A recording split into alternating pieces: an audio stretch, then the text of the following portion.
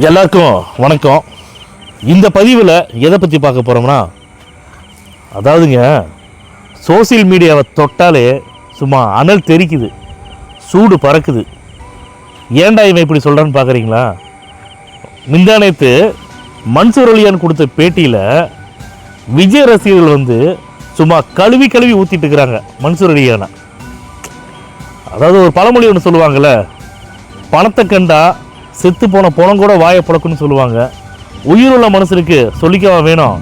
பணத்துக்கு பதவிக்கு ஆசைப்பட்டு நிச்சயமாக விலை போகாத மனிதர்கள் கூட நிச்சயமாக விலை போயிடுவாங்க. அந்த மாதிரி ஒரு விஷயத்தை தான் திமுக பண்ணிகிட்டு இருக்குது. எந்த மாதிரியான அரசியல் பண்ணுதுன்னு கேட்டிங்கன்னா, இருக்கக்கூடிய யூடியூப் சேனல்கள் அனைவரையும் கூப்பிட்டு விஜய் அவர்களுக்கு எதிராக பேச சொல்கிறதும், கடுமையாக விமர்சனம் பண்ணுங்க, தப்பாக பேசுங்கன்னு சொல்கிறது.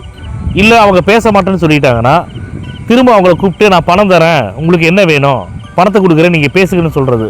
அதுவும் வேணாம் அப்படின்னு சொல்லிட்டாங்கன்னா அவங்கள ஆளுகளை வச்சு மிரட்ட வைக்கிறது. ஸோ இந்த மாதிரியான வேலைகளை திமுக அரசு பண்ணுவதாக நான் சொல்லலை, மிகப்பெரிய ஒரு அரசியல் விமர்சகர் தான் சொல்லியிருக்காரு. அது யார் என்னன்னு என்னுடைய கான்டாக்ட் நம்பரை எனக்கு யாராவது ஃபோன் பண்ணி திமுக நிர்வாகிகளோ இல்லை திமுக தொண்டர்களோ கேட்டாங்கன்னா அவங்களுக்கு நான் சொல்கிறேன் யார் சொன்னாங்க அந்த வார்த்தைங்கிறத. அதாவது மக்களே, ஒரு விஷயந்தான், மன்சூர் அலியான் கொடுத்த பேட்டியில் ஒன்று சொல்கிறாரு. நான் லியோ படத்தில் நடிக்கிறதுக்கு காரணமே விஜய் கிடையாதான், டைரக்டர் லோகேஷ் கனகராஜ் தான் காரணமாக. அவர் தான் இவரை செலக்ட் பண்ணி நடிக்க வச்சாராம்.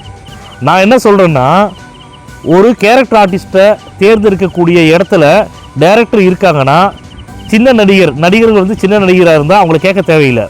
ஆனால் விஜய் அவர்கள் மாதிரி உச்ச நட்சத்திரம் பெரிய நடிகர்கிட்ட நிச்சயமாக லோகேஷ் கனகராஜ் பர்மிஷன் வாங்கிட்டு அவர் விஜய் அவர்கள் சரின்னு சொன்னால் மட்டும்தான், சொன்னதுனால மட்டும்தான் மன்சூர் அலியானை அந்த கேரக்டர் நடிக்க வச்சுருக்காங்க. இதுதான் உண்மையை தவிர, மன்சூர் அலியான் நடித்து முடிச்ச ஏற்பாடு போன அந்த கரூர் துயர சம்பவத்துக்கு முன்னாடி என்ன சொன்னார், துயர சம்பவத்துக்கு அப்புறமா விஜய் எவனாச்சும் தொட்டு பாருங்கடா, விஜய்க்காக நான் தமிழ்நாடு ஃபுல்லாக நான் போய் நிற்கிறேன், விஜய்க்கு நான் சப்போர்ட் பண்ணுறேன் அப்படின்னு சொன்னா. அப்படி இப்போ என்னென்னு கேட்டிங்கன்னா, விஜய் அவர் திமுகவுக்கு திமுகவுக்காக நான் போய் பிரச்சாரம் பண்ண போகிறேன், விஜய் பாஜகவோட ஆளுன்னு சொல்லிட்டு விஜய் அவர்கள் மீது காவி சாயம் பூசுகிறாங்க.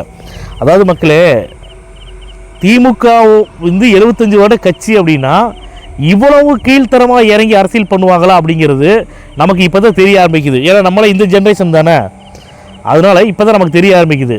நீங்கள் என்னதான் எத்தனை பேர் வச்சு கடுமையாக விமர்சனம் பண்ணாலும் விஜய் அவர்களைத்தான் தமிழ்நாட்டு மக்கள் முதலமைச்சர் நினச்சிட்டு இருக்கிறாங்க. 2026